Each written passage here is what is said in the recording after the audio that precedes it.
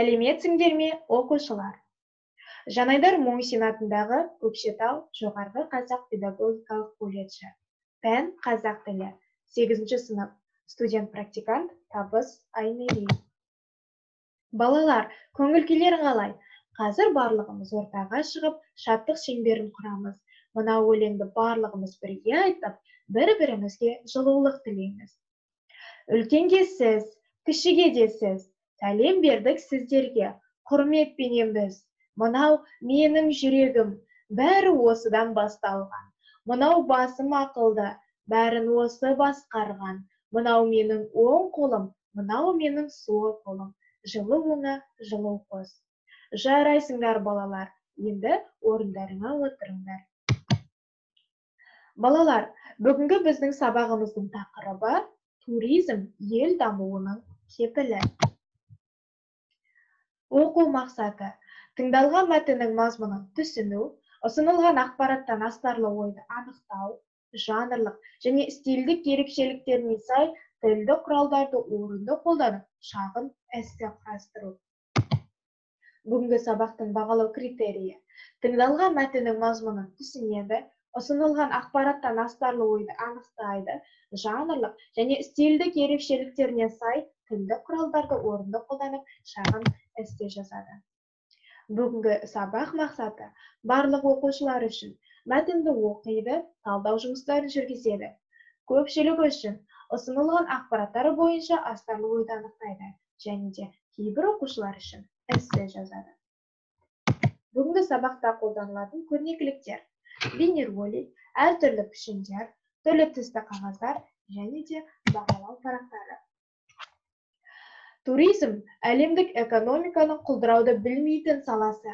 Мамандардың есебі бойынша, бір шетелдік туристен түсетін табысты алу үшін шамамен 9 тонна тас көмір, не 15 тонна мұнай, немесе 2 тонна жоғары сұрыпты бидайды әлемдік нарыққа шығару керек.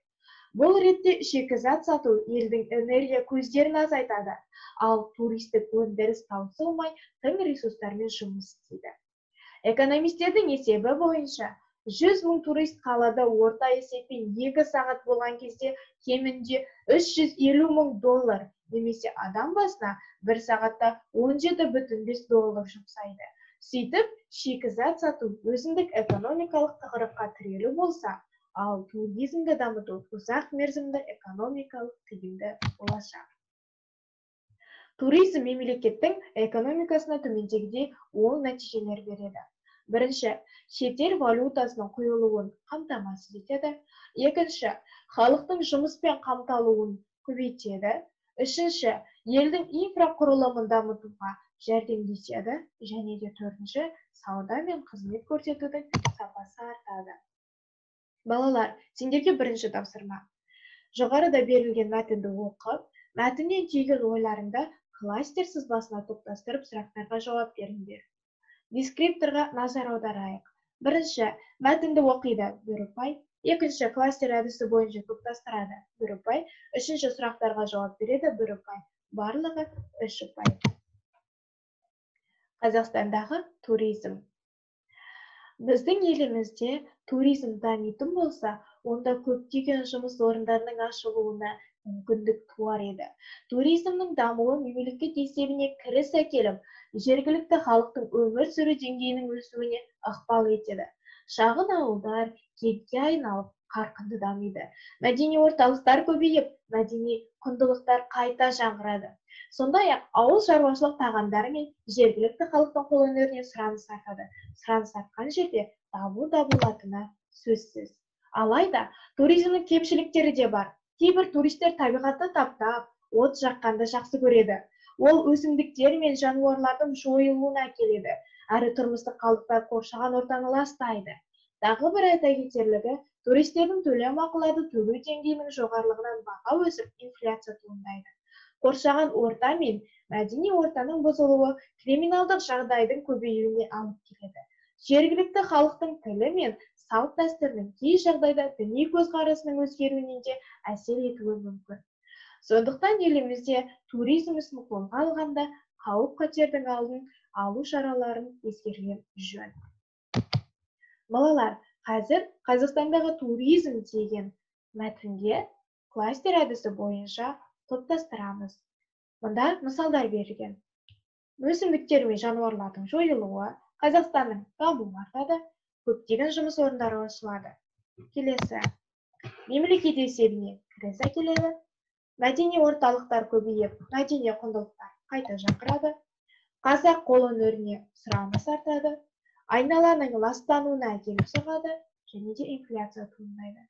Жарайсыңдар балалар, бұны міндетті түрде жазып алыңдар. Балалар, мына сұрақтарға енді бірге жауап берейік. Бірінші сұрақты ашамыз. Бірінші сұрақ. Туризм әлемдік экономиканың құлдырауды білмейтін саласы деген пікірді қалай түсінесіңдер? Бұл сұраққа бірге жауап берейік.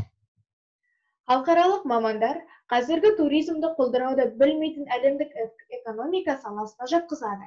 Кіріс жағынан ол тек мұнай экспорты, мұнай мен автомобильге ғана жол береді. Шикізат сату елдің энергия тасымалдаушыларын шығынға ұшыратады. Ал туриндустрия жанданып келе жатқан ресурстарда жұмыс істейді.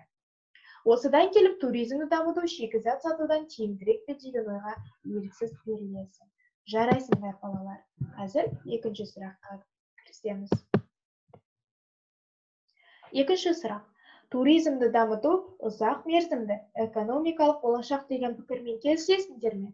Қандай дәлелдер келтіре аласыңдар? Қазіргі туризм бұл әлемдік экономиканың құлдырауды білмейтін саласы.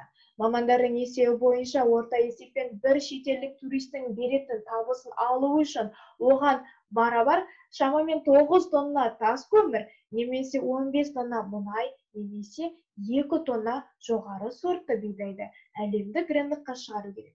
Бұл ретте шикізат сату елдің энергия көздерін азайтады, ал туристік өндіріс таусылмайтын ресурстармен жұмыс істейді. Шетелдік экономистердің есебі бойынша 100 мың турист қалада орташа есеппен 2 сағат болған кезде кемінде $350 мың, немесе адам басына 1 сағатта $17,5 жұмсайды. Сөйтіп, шикізат сату өзіндік экономикалық тығырыққа тірелу болса, ал туризмді дамыту ұзақ мерзімді экономикалық тиімді болашақ. Жарайсыңдар балалар. Енді үшінші сұраққа кірісеміз. Үшінші сұрақ. Қалай ойлайсыңдар? Шетелдік туристерді елімізге тарту барлық жағынан тиімді ме?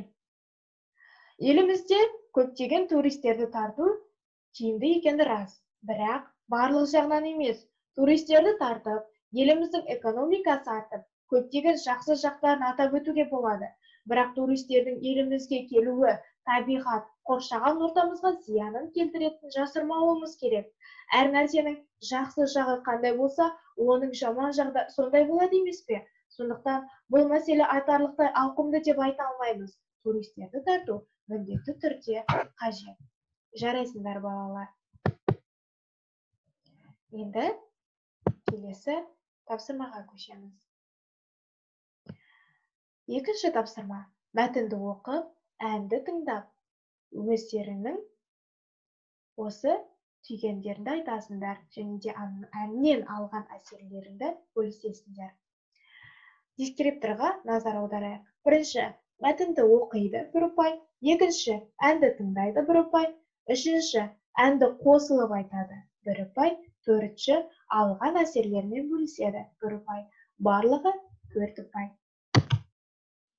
Ендеше мәтінді бірге оқиық. Әлемге танылған қазақ әні мен әннің құдіреті. Қазақ әуендерінің арасында туған жерге, отанға арналған әндер аз емес. Алайда рухты оятып, күш-жігер беретін нағыз патриоттық әндер санаулы.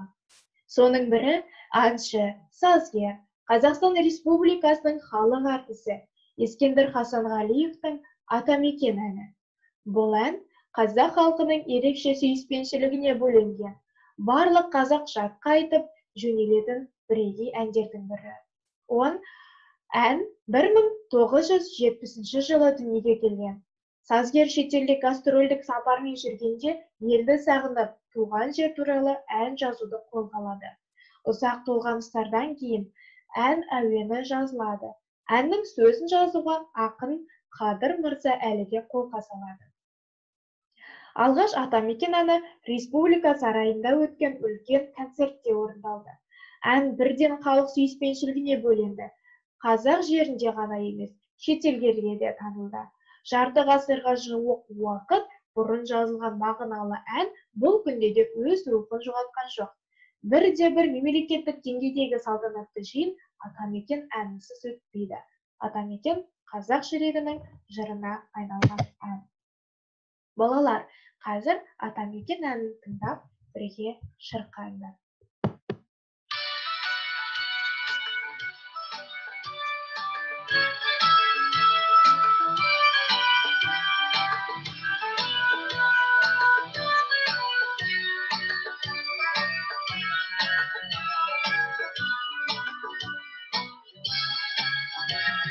Жасыл жайлау, көк-көкөлем, көк-көлем, көк-көлемге, көк ойнаймын, көк-көлем, маңдайымда сыйма көкке қамалды, қадағанда алапары лепілем. Айда жүрсе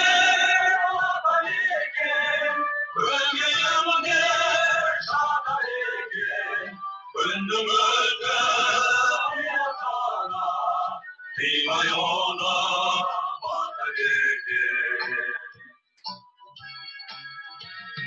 Жасыл жайлау, көк-көкөлем, көк-көлем, көк-көлемде көп ойнаймын, көк-көлем, күннің нұры айдынында сәулесі. Атағаннан мағалары лепілем. Айда жүрсе оған екен, көкейімде шағар екен. Күннің өті аясана, қимай оны батыр екен.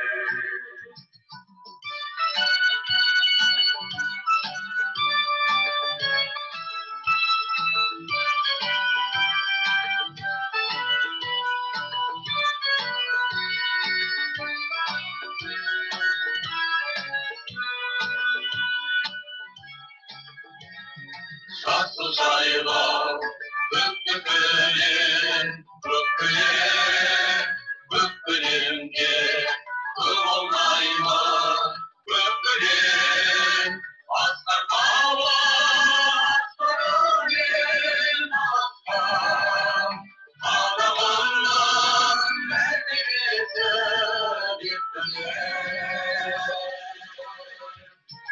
Айда жүрсе оған екен, көкейімде шағар екен. Күннің өті аясана, қимай оны батыр екен. Айда жүрсе оған екен, көкейімде шағар екен. Күннің өті аясана, қимай оны батыр екен.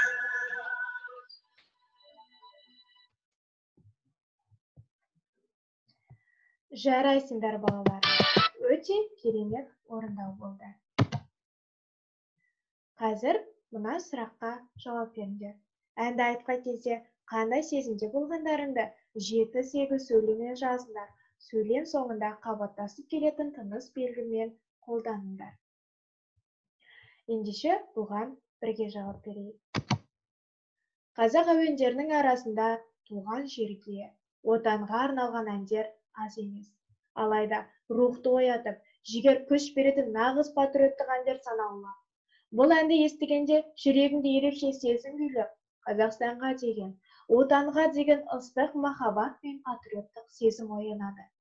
Бүкіл қазақ бірден жатқа айтып, жүректерімен Қазақстанды бүкіл әлемге танытқан бірден бір ән осы ән. Ескендір Хасанғалиевтің бұл әні жүрегімізде қалатыны сөзсіз. Жарайсыңдар, балалар. Балалар, қазір бір-бірімізді бағдаршам әдісі бойынша бағалайық. Қызыл түс түсінбедім, сары түс толық түсінген жоқпын, жасыл түс түсіндім. Жарайсыңдар. Ендеше келесі үшінші тапсырма.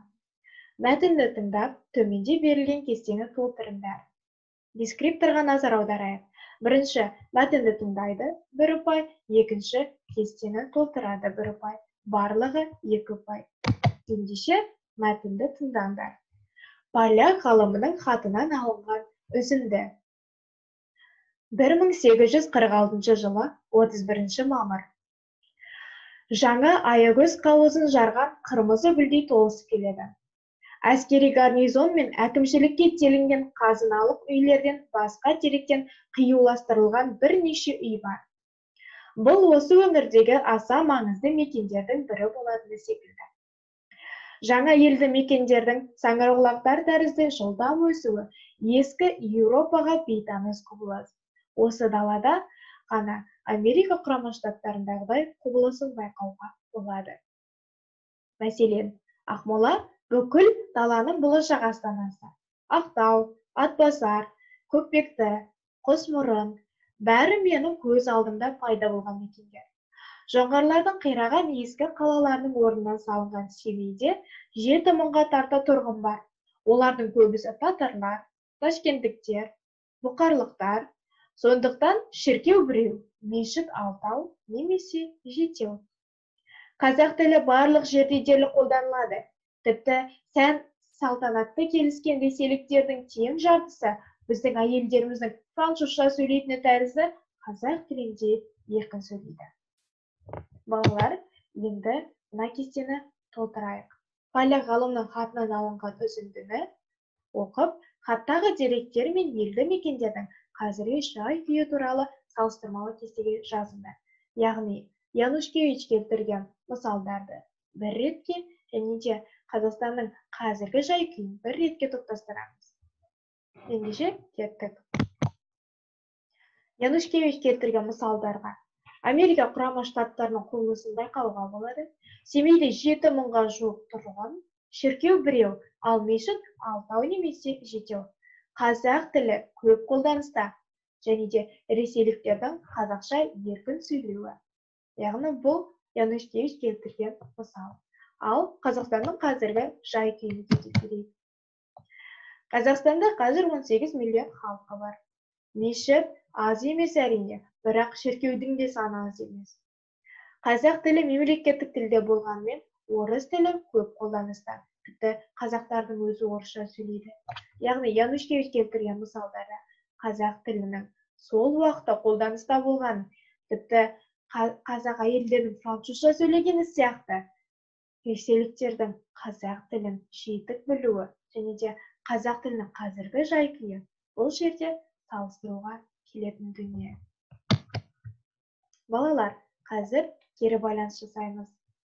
Яғни, бүгінгі сабақтан алған керекті ақпараттарды чемоданға салып аласыңдар. Ақпараттың ішінде әлі ізденіп, толықтыру керек болса, еттартқышқа саласыңдар, ал қажет дүние, артық дүниені қоқыс жәшігіне салып, бүгінгі сабақты қорытындылаңыздар. Назарларыңызға рахмет. Сау болыңыздар, оқушылар.